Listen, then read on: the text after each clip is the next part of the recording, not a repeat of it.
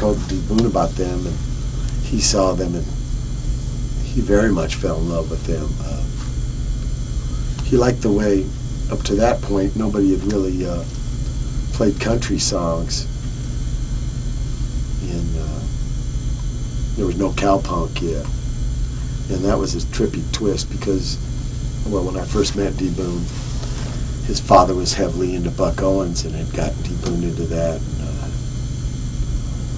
really the only rock bands, D. Boon, when you were 13 at the time, only rock bands he'd really heard was Creedence. So we learned all the songs. And to see the Meat Puppets kind of deal with this material was trippy, you know. Of course, they weren't straight ahead cover, top 40 bar band kind of covers. They were Meat Puppetized. And we thought that was really neat. You know, people were doing it kind of with funk music and kind of hard rock. And, I mean, punk was anything, really. It wasn't a style of music, more of a state of mind. And Meat Puppets really personified that approach to it, and that attracted us big time.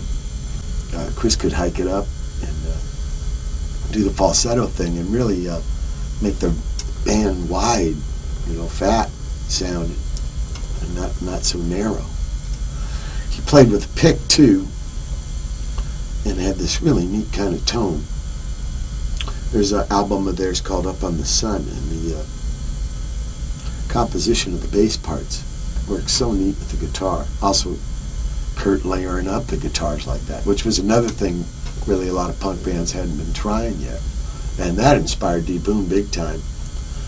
After we heard Up on the Sun, you know, most of our records were like gigs in front of mics, and then with that record, D. Boon, when we would go in the studio, he would start overdubbing parts, you know, because we decided, well, you know, records aren't really like gigs, and you can do things you can't. And this was all inspired by the Meat Puppets with us.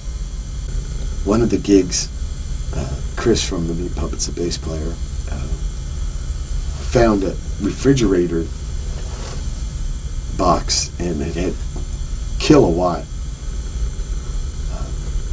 printed on it, really big letters, and he cut it out to a sign like this, cardboard, and then cut a little half moon thing out in the middle, and he taped it to my head in the San Diego gig. You know, they're very inventive like that, and to have good laughs and fun. I mean, people, I think, sometimes forget that about those days. There was a lot of irony and satire in punk and making fun of all the established things. And of course, you should go all the way and make fun of yourself too. And the Puppets were really into making fun of themselves and the guys they played with and stuff. Some folks, it was hard for them to take because they were taking themselves a little too serious, but we found it liberating with those guys. Growing up together and stuff, they had a real knack for that, singing together. In fact, that first gig at the Press Club, they did a cover of 96 Tears. That was amazing. This thing about interaction between a couple of singers was really unique and fresh, and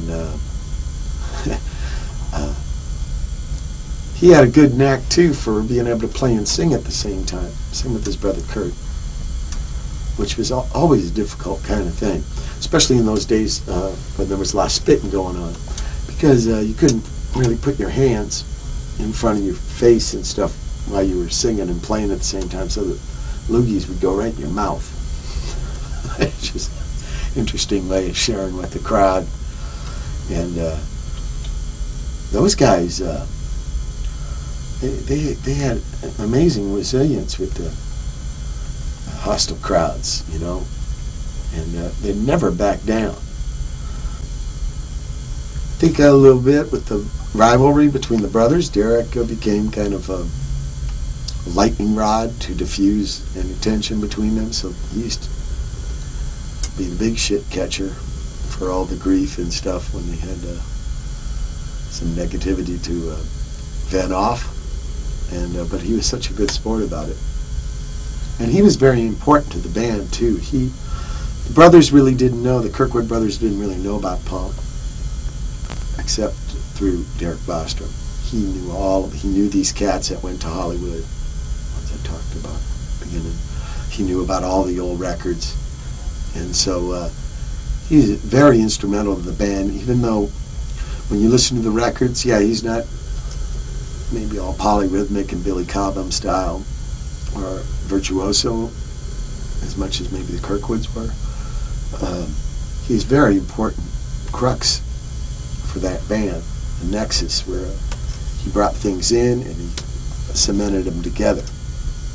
Have you heard that thing was called the Big Bottom Powwow, where me, Flea and Chris talked about bass, and we get a phone call by Les Claypool too. And he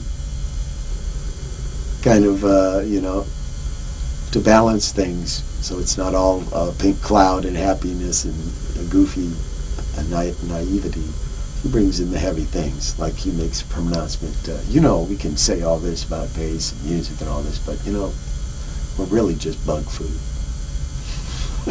and stuff like that.